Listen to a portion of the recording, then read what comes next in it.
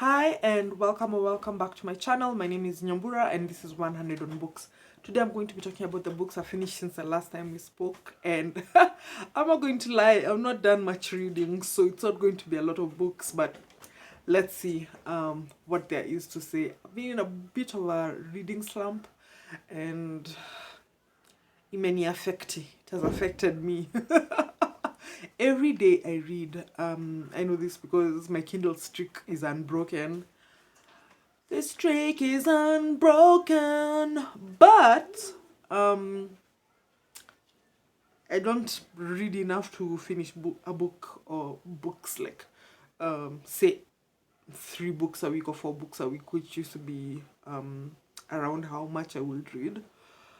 So yeah, I feel like a Debbie Downer, so let's start. Right, okay.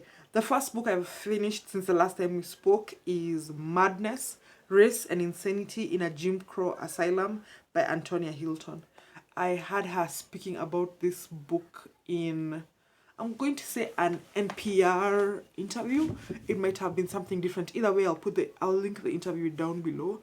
And this book talks about a particular mental asylum in Maryland in the US, on the east side of the US, called Crownsville, that was intended for what they called the Negro insane. And it was very unique because it was built by the people who ended up inhabiting the place. And so it talks about how there was a continuation of some of those ideas around black people being for unpaid labor and all of those things, even in the fact that these were people who were ill or who had been deemed ill, who are being made to build their own accommodations, build the facilities they would be treated in, and so on. But it also talks about the neglect that was apparent in the hospital and how that neglect and that lack of, proper care and a lack of oversight on the part of the people whose job that was led to not just a stigma attached to the place, but also an ongoing negative relationship to mental health providers amongst black people in the area that Hylton essentially says is replicated across the US. She talks very poignantly about how her own family has a history of mental illnesses and so on, and how she's seen it play out in the way they talk about those illnesses or don't talk about those illnesses. So the silences, but also the things that people choose to say, the things that people choose to talk about, and just also contrasting the care that the black people in the era before Crownsville was closed were getting versus what care non-black people, white people generally, were getting in the same state.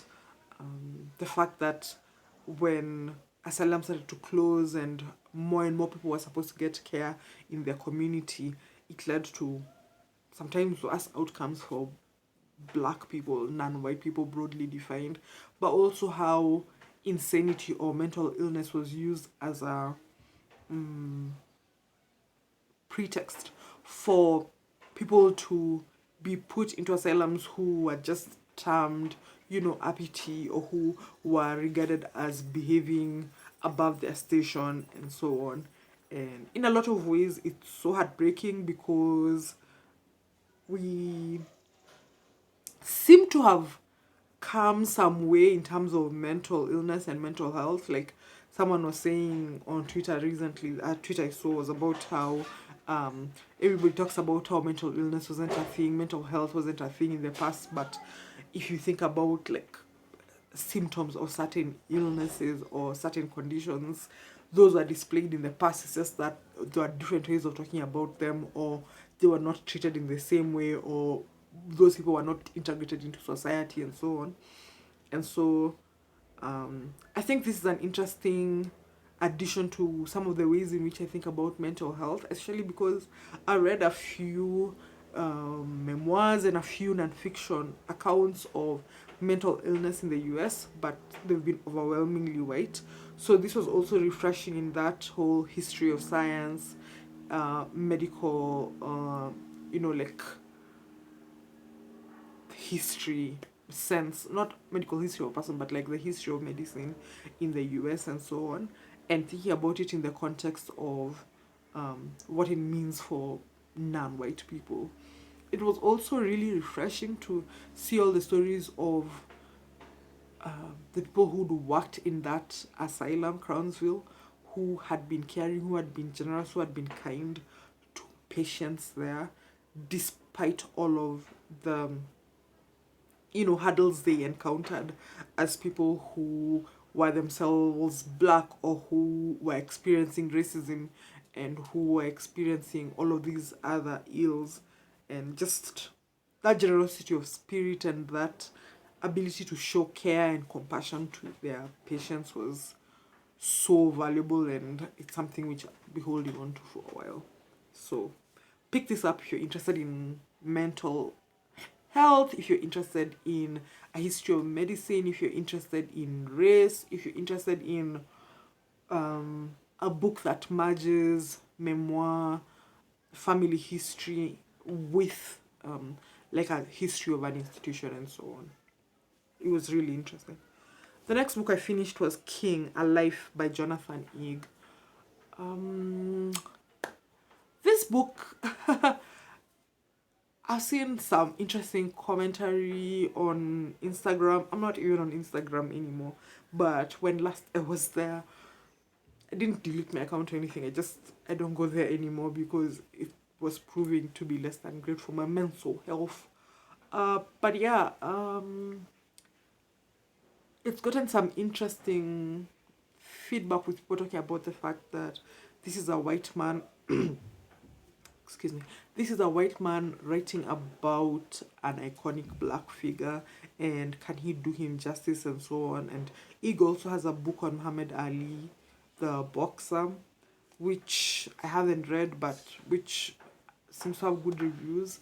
So I went in knowing that this might be a mixed bag. One of the things it does is that it collects information from some transcripts and so on that had not been available to previous biographers. So it really flashes out some of these ideas around King and his work and so on. I left the book feeling like, I'd gotten an interesting look at King, the man, King, the pastor, King, the son, the husband, the speaker, the civil rights activist, and so on. And for me, one of the biggest takeaways from this book was that all of these men, and I do say men, but people who are leading these movements are flawed, They have egos, they have desires, they have prejudices, and so on. And these show up in the work they do, but also in the ideas they traffic, and so on. And more and more, of course, I wonder how much we should be using the ideas of the 21st century, for instance, or this time we're in the 2020s. Whoa, it feels so well to say that, the 2020s, to judge these people. But also, on the other hand, I think it's important to think about who writes these stories, who has access to these stories, and what that means in terms of the stories that are told. Cream Miles has a Substack where she posted about a conversation she had with Jonathan Eag, I think at her local library or something. I'm going to post it down below because she raises some interesting questions about who gets to write these biographies, what they emphasize, what they don't choose to highlight, and so on. And I think I don't I don't know if I'm the person to talk about white people writing about black people, but I wonder if a different book will be written, or maybe I should just look for black biographers who've written about King and to see, you know, what takes they've had. Because I think this is the first grown up King book I have read, all the rest having been like children's books or YA books or whatever. I think for me, he came out sounding like what he was, a person, a human being, flawed and so on. And I think also it helped that I had read a bunch of things in different places. So I wasn't coming at it, you know, coming from zero, which I think if you have paid attention to certain ideas around like human rights and so on, it's hard to come to any writing about King knowing nothing. But yeah. Another thing that I came out of the book thinking about was that I really, really want to read about Coretta Scott King because she continued a lot of the work he had started, and even by King's, you know, statements, she was a huge influence in his thought around civil rights, around the Vietnam War, and so on. And I think there's something about how women from these movements are written about or not written about that bears paying attention to. So, yeah. I came out with thoughts more than anything. Then the next book I finished was Once Ghosted, Twice Shy by Alyssa Cole. This is book 2.5 of the Reluctant Royals series, and it follows our main character Likotsi as it opens with her on a train going out on a day in New York just to try and forget this girl she had a fling with 7 months before, who she's not been able to forget and who ghosted her, because people who've used dating apps will recognize this. They only ever spoke to each other via the app. So when the girl who she'd been seeing, the woman who she'd been seeing, her name is Fabiola, when Fabiola stopped talking to her and deleted her profile on the app, she had no way to contact her. And yeah, they lost touch, and she's been quite heartbroken over those 7 months. So she sets off to try and make peace with it and build new memories in New York because they had this relationship in New York. And then guess who runs into her? Fabiola, who she calls Fab. And they have a really interesting time together. Like, it was such a romantic time. I love love. Honestly, I love romance. But yeah, also that in the midst of all this, she gets to ask, like, why would you just ghost me? Why would you get rid of me like that? I thought we had something. I thought we had something special, and so on. And yeah, she finds out why that happened, and they reconcile. And there's no third act breakup. None of that nonsense. I just absolutely loved it and loved every moment of reading that book. I was just smiling and loving every moment of it. I don't know if you can tell. There's a child outside. He probably wanted to play outside, and then his carer is like, no, it's time for lunch. It's around lunchtime, right? Yes. Yeah. Yeah, so that's it. That's a cute little novel. I hope to read the rest of the books. I don't think I read anything by Alyssa Cole before. I'll check on my Goodreads, but yeah, I don't think I have. And I enjoyed her writing style. I enjoyed that these were two grown-up women who like each other and want to be with each other and are willing to have conversations about stuff that might be uncomfortable. Yeah, I enjoyed that. More Black Sapphic representation. Then, lastly, I finished The English Understand Wool by Helen DeWitt, which is part of a series of storybooks for grown-ups.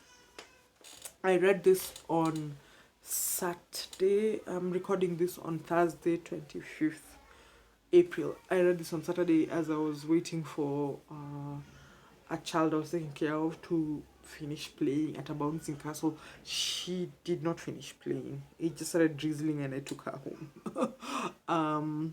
But I picked it up because the loan had come in and it looked short, and I've really, as I said, I've been struggling to finish books. So I thought to myself, this should be, something I can finish in a short period of time. And this book, what's it about? You're wondering, like, Nyambura, tell us what the book is about. It's about this young woman who finds herself in a situation where her parents have disappeared, and it's been discovered that they abducted her as a child, they kidnapped her as a child, and essentially worked their way through her fortune. And she's been invited to write, like some memoirs or a biography or something of the sort around living with these people. But her core experiences and that's my cat, her core memories have to do with the woman who she thought was her mother, who, like, is classed a certain way. She speaks multiple languages. She only travels in the best ways. She only gets the best accommodations when she's in a city or a town. She only buys tweed from the Scottish, but then she only gets it made by the English because the English understand wool, hence the title. She has a tailor in Paris, etc, etc. It's very short, so I don't want to spoil things, but like, the woman she thought was her mother was one of those finer things sort of people, and so she's tasked with writing about living with these people. But then the ideas and the lessons that came from that lady are what, guide her thought processes and what guide her actions and so on. And so we see how this plays out in the context of this book being requested of her and her getting a huge advance to be able to write it. It was such an interesting book, and many people have said this on Goodreads. They wish it was longer. So do I, honestly, but it was also just so nice to pick something up and be done with it in no time, and to read something that left me with questions and that left me, interested to read more of the author's work and so on. So, yeah.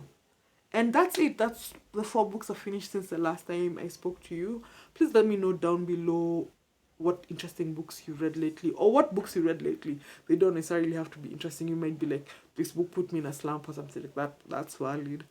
And yeah, thank you so much for watching. Please like, share, subscribe, and all the good things, and I'll talk to you soon. Bye.